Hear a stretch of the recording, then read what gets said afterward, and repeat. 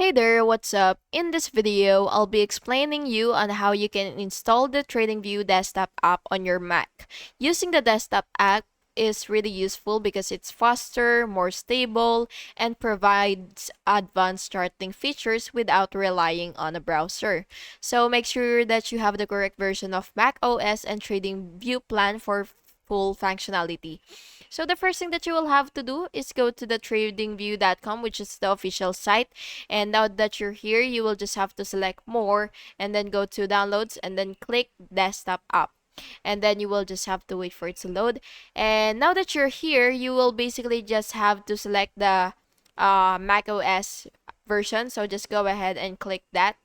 And then you will just have to wait for the TradingView that DMG to load or to download. So yeah, that's basically just it. And that once it's downloaded, what you will have to do is you will just have to open the downloaded DMG, and then you will drag the TradingView icon to applications folder, and then of course you will just have to launch the TradingView by opening your applications and going to TradingView and logging in with your account credentials.